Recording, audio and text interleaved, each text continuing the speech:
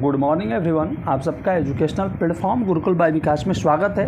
तो आज हम डिस्कस करेंगे 14 जून के इम्पोर्टेंट करंट अफेयर जो हमारे कॉम्पिटिटिव एग्जाम के लिए महत्वपूर्ण है। तो चलिए दोस्तों शुरू करते हैं आज के सेशन को। देखिए आज का हमारा पहला क्वेश्चन है कि वर्ल्ड इकोनॉमिक फोरम द्वारा जारी ग्लोबल जेंडर गैप इंडेक्स 2024 में भारत का क्या स्थान है।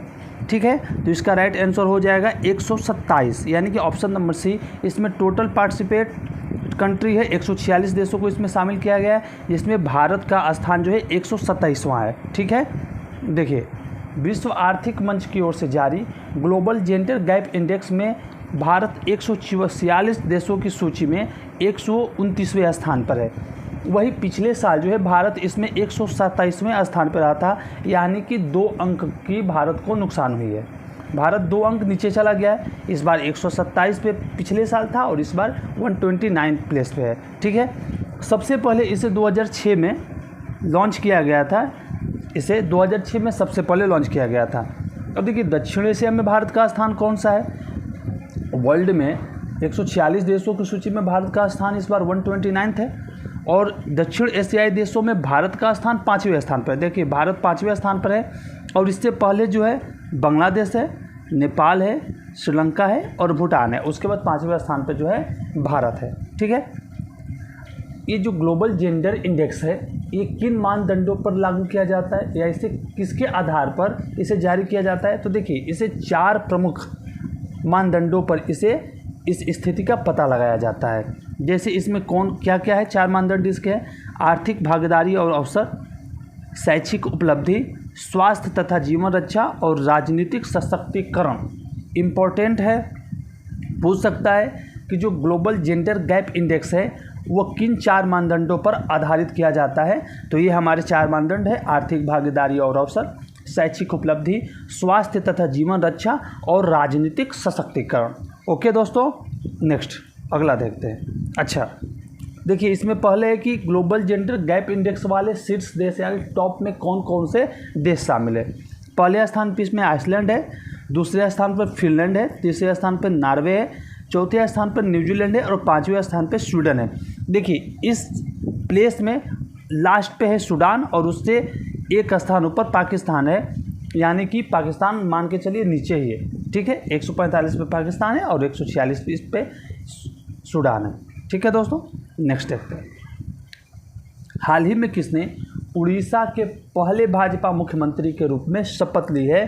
तो उड़ीसा के मुख्यमंत्री कौन बने हैं इस बार बने हैं मोहन सिंह मांझी। मोहन चरण मांझी जो है वो उड़ीसा के पहले भाजपा मुख्यमंत्री की उन्होंने शपथ ली है। ठीक है, देखिए मोहन चरण मांझी जो है उन्होंने जनता मैदान में उन्हें शपथ दिलाया गया, किनके द्वारा, रघुवर दास द्वारा, और वो राज्य के 15वें मुख्यमंत्री के रूप में इन्होंने शपथ ली है। ठीक है, मोहन चरण मांझी को राज्यपाल रघुवर दास द्वारा जनता मैदान में राज्य के 15वें मुख्यमंत्री के रूप में शपथ दिलाई गई है। ठीक है, मांझी जी ने किस विधानसभा से अपनी सीट को जीता है। तो मांझी जी ने क्योंझोर विधानसभा सीट से ये सीट जो है जीता हुआ है और इस कैबिनेट में 2 उप मुख्यमंत्री भी बनाए गए हैं। पहले हैं केवी सिंह देव और दूसरी है प्रभाती परिदा। ठीक है, 2 उप मुख्यमंत्री भी है इस कैबिनेट में, केवी सिंह देव और प्रभाती परिदा। ठीक है दोस्तों, आगे देखते हैं। अगला क्वेश्चन है कि हाल ही में राष्ट्रीय सुरक्षा गार्ड यानी NSG द्वारा कहां पर अपनी इकाइयों की स्थापना करने की घोषणा की गई है। देखिए अभी हाल ही का न्यूज़ है, इसका आंसर हो जाएगा अयोध्या, पठानकोट, केरल या मुंबई। देखिए 2 जगहों पे तो प्रस्तावित हो गई है कि अयोध्या और पठानकोट में श्योर है कि बनना ही है। ठीक है, केरल में भी बनना है, लेकिन किस इकाई पे बनना है, किस ज़िले में बनना है, ये अभी प्रस्तावित नहीं है। तो ये जो है तीनों यहाँ से राइट आंसर हो सकते हैं। अगर ऑप्शन में आता है तो यहाँ पे तीनों राइट आंसर होंगे। अयोध्या भी हो जाएगा, पठान भी हो जाएगा, पठानकोट भी और केरल भी। और जैसा कि मुंबई ऑप्शन में, तो मुंबई में पहले से ही NSG की इकाई स्थापित है। ठीक है, तो यहाँ पे कंफ्यूज नहीं होना है। अयोध्या पठानकोट में तो क्लियर है, लेकिन केरल की किस इकाई में किस ज़िले में बनना है ये अभी प्रस्तावित नहीं है, लेकिन तीनों यहाँ पे राइट आंसर होने वाले हैं। ठीक है, देखिए वर्तमान में कहाँ पे इनकी इकाइयाँ हैं। तो वर्तमान में 5 इकाइयाँ NSG की मुंबई में है, कोलकाता में है, हैदराबाद में, चेन्नई और गांधीनगर में एनएसजी के 5 क्षेत्रीय केंद्र हैं। अब इस बार जो ये 3 स्थापित होंगे, 3 और नए एनएसजी केंद्र स्थापित होंगे, तो टोटल संख्या देश में कितनी हो जाएगी? कुल संख्या 8 हो जाएंगी। ठीक है।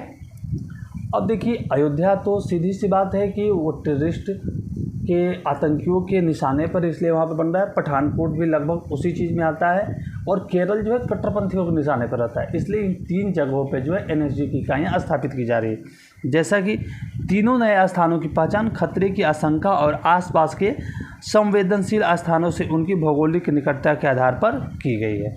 ठीक है, नेक्स्ट देखते हैं। हाल ही में किसने आंध्र प्रदेश के मुख्यमंत्री के रूप में शपथ ली है? तो आंध्र प्रदेश के मुख्यमंत्री के रूप में किसने शपथ ली है? चंद्रबाबू नायडू। चंद्रबाबू नायडू ने आंध्र प्रदेश के मुख्यमंत्री के रूप में चौथी बार इन्होंने आंध्र प्रदेश के मुख्यमंत्री के रूप में शपथ ली है। देखिए, मुख्यमंत्री 4 इस बार बने हुए हैं। अभी फ़िलहाल में न्यूज़ में श्योर का है कि एक क्वेश्चन वहाँ से आना है। सिक्किम ने अभी नया मुख्यमंत्री अपना चुना है, किसे? प्रेम सिंह तमांग को। आंध्र प्रदेश के चंद्रबाबू नायडू।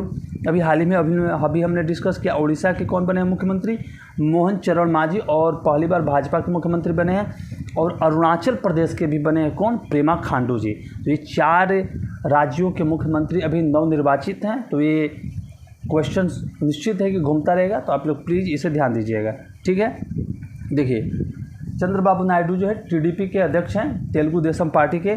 चंद्रबाबू नायडू ने चौथी बार आंध्र प्रदेश के मुख्यमंत्री के रूप में शपथ ली है। ठीक है। इन्हें किसने शपथ दिलाया? तो एस अब्दुल ने, राज्यपाल है वहाँ के एस अब्दुल ने विजयवाड़ा के निकट गन्नवरम में श्री नायडू को पद की शपथ दिलाई। ठीक है। कहाँ पे? विजयवाड़ा के निकट राज्यपाल एस अब्दुल ने चंद्रबाबू नायडू को पद की शपथ दिलाई है। ठीक है। अब देखिए, टोटल विधानसभा की सीटें कितनी है? तो 175 है, जिसमें टीडीपी ने 135 जीता और बीजेपी जो कि गठबंधन में वहाँ पे उन्होंने 21 सीटें जीती।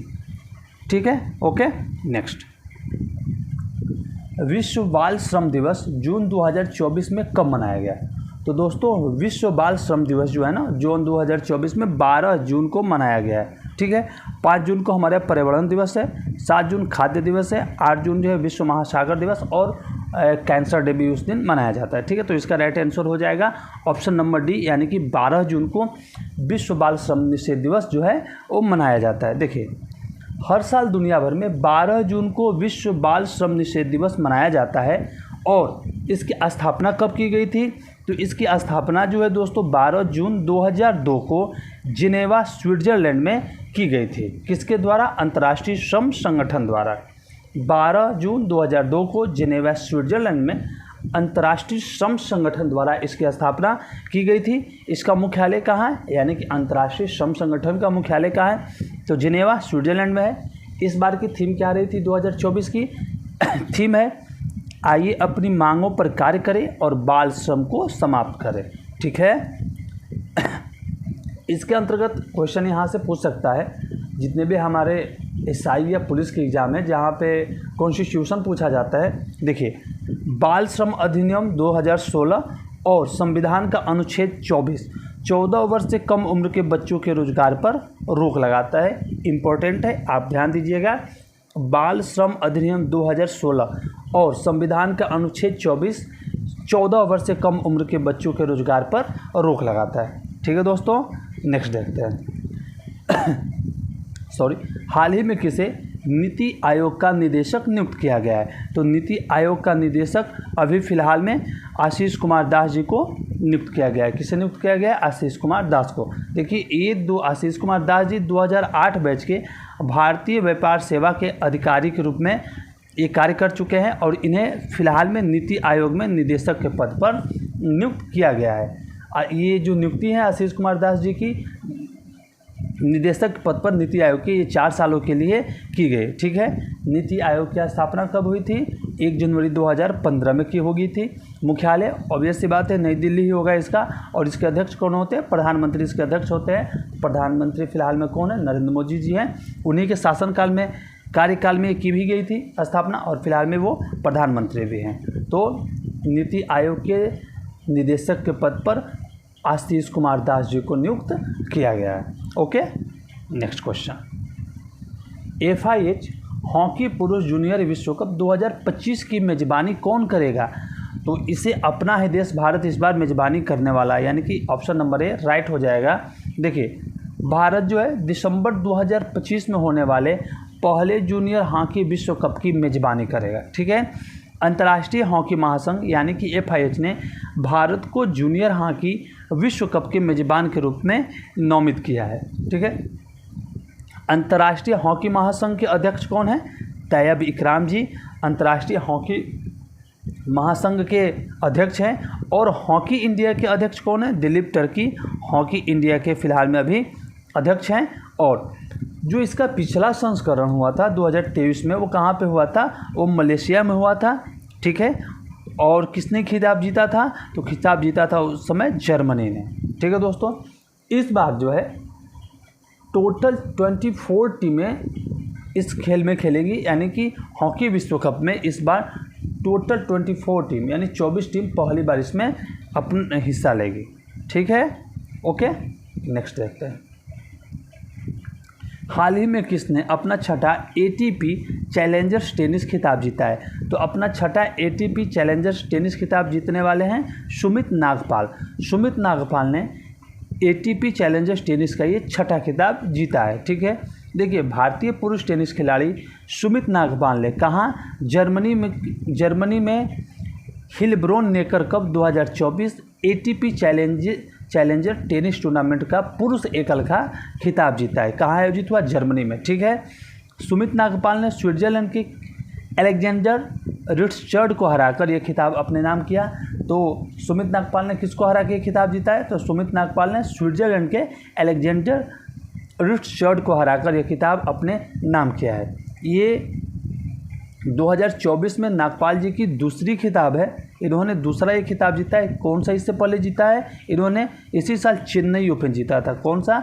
इसी साल इन्होंने चेन्नई ओपन का भी खिताब जीता है और अभी ATP चैलेंजर्स टूर्नामेंट भी ये जीत गए हैं। ठीक है, ATP का full form association of tennis professional, क्या हो जाएगा? Association of tennis professional. Okay, next question, हाल ही में किसे बांग्लादेश का नया सेना प्रमुख नियुक्त किया गया है? तो देखिए, बांग्लादेश का नया सेना प्रमुख वेकर उज रहमान को नियुक्त किया गया है। किसे नियुक्त किया गया है? तो वेकर उज रहमान। लेफ्टिनेंट जनरल वेकर उज रहमान को अगले 3 साल के लिए बांग्लादेश के सेना प्रमुख के तौर पर नामित किया गया है। ठीक है, इन्होंने 23 जून से अपना कार्यभार संभाल लेंगे। और ये किसकी जगह पर नियुक्त हुए हैं? तो वह जनरल SM सैफुद्दीन की जगह पर इन्हें सेना का प्रमुख नियुक्त किया गया है। ओके, नेक्स्ट देखते हैं फ्रेंड्स, हाल ही में किसे भारतीय फुटबॉल टीम का नया कप्तान नियुक्त किया गया है? तो भारतीय फुटबॉल टीम का नया कप्तान नियुक्त किया गया है गुरमीत सिंह संधू। किसे? गुरप्रीत सिंह संधू को फुटबॉल टीम का नया कप्तान नियुक्त किया गया है। अभी 6 जून को सुनील छेत्री ने फुटबॉल से संन्यास ले लिया, तो संन्यास के बाद जो है गुरप्रीत सिंह संधू को फुटबॉल टीम का नया कप्तान नियुक्त किया गया है। देखिए, 32 वर्षीय गुरप्रीत सिंह है, उन्हें कप्तान इसलिए बनाया गया है क्योंकि उन्हें इस खेल में बहुत ज़्यादा अनुभव है। इसलिए यहाँ पे सबसे अनुभवी खिलाड़ी 32 वर्षीय गुरप्रीत सिंह संधू को इसकी यानी कि फुटबॉल टीम के कप्तान की ठीक है, फुटबॉल टीम के कप्तान ये बनेंगे। ठीक है, गुरप्रीत सिंह ने अब तक टोटल 71 इंटरनेशनल मैच खेले हैं। 71 इंटरनेशनल मैच खेले हैं, इसलिए कहा गया है कि सबसे अनुभवी खिलाड़ी है। और उन्हें 2019 में भारत सरकार ने अर्जुन अवार्ड से भी सम्मानित किया है। पूछ सकता है कि जो गुरप्रीत सिंह संधू हैं, उन्हें 2019 उन्हें अर्जुन अवार्ड कब प्रदान किया गया? तो 2019 में उन्हें भारत सरकार द्वारा अर्जुन अवार्ड से सम्मानित किया गया। 2019 में ही उन्हें भारतीय टीम के सर्वश्रेष्ठ फुटबॉलर के रूप में भी चुना गया था। ठीक है, और 2019 में ही उन्होंने ऑल इंडिया फुटबॉल फेडरेशन की ओर से गोल्डन ग्लव्स का भी अवार्ड जीता था। यानी कि 2019 उनके लिए लकी ईयर्स रहा, क्योंकि उन्होंने 2019 में ही अर्जुन अवार्ड भी जीता, 2019 में सर्वश्रेष्ठ फुटबॉलर का खिताब जीता, 2019 में ऑल इंडिया फुटबॉल फेडरेशन की ओर से गोल्डन ग्लव्स का अवार्ड भी जीता, और बेटर तो ये भी हो गया 2024 में वो भारतीय फुटबॉल टीम के कप्तान भी नामित कर दिए गए। ठीक है, ओके। नेक्स्ट क्वेश्चन, हाल ही में पूर्व भारतीय खिलाड़ी और कोच केटी चथुन्नी का निधन हो गया। कौन? केटी चथुन्नी का निधन हो गया। उनका संबंध किस खेल से? तो दोस्तों केटी चथुन्नी जो है इनका संबंध फुटबॉल से है, हाल ही में उनका निधन हो गया है। देखिए, पूर्व भारतीय फुटबॉल खिलाड़ी और कोच केटी चथुन्नी का केरल में कैंसर की बीमारी के बाद उनका निधन हो गया। उन्होंने डिफेंडर के तौर पर प्रतिष्ठित संतोष ट्रॉफी में केरल और गोवा के लिए खेला हुआ है। ठीक है, उनकी एक आत्मकथा इम्पोर्टेंट है ये कि केटी चथुन्नी की आत्मकथा का नाम बताइए। तो पूछ सकता है कि उनकी आत्मकथा है फुटबॉल माई सोल। कौन सी? फुटबॉल माई सोल नामक उनकी आत्मकथा भी है। ठीक है, ओके। नेक्स्ट क्वेश्चन देखते हैं। अच्छा, ठीक है दोस्तों, आज के लिए इतना ही। ये जितने भी मोस्ट इम्पॉर्टेंट करंट अफेयर थे जो हमारे एग्जाम के लिए महत्वपूर्ण थे, हमने उनका डिटेल में डिस्कशन किया। तो ठीक है दोस्तों, अगर आपको हमारा ये सेशन पसंद आया हो तो प्लीज़ आप हमारे सेशन को लाइक करें, शेयर करें और कमेंट करें। और देखिए, आज आपसे मैं एक क्वेश्चन पूछ रहा हूँ कि फ्रेंच ओपन में पुरुष एकल का खिताब किसने जीता है? आपको कमेंट करना है कि फ्रेंच ओपन जो अभी हाल ही में हुआ है, फ्रेंच ओपन में पुरुष एकल का खिताब किसने जीता है? आप कमेंट कीजिए कमेंट बॉक्स में। ठीक है, तो दोस्तों मिलते हैं कल के सेशन में। प्लीज़ आपसे रिक्वेस्ट है कि आप हमारे यूट्यूब चैनल को प्लीज़ सब्सक्राइब कर दीजिए और अपने दोस्तों के ग्रुप में शेयर कर दीजिएगा। ओके, आप सबका बहुत बहुत धन्यवाद। Thank you.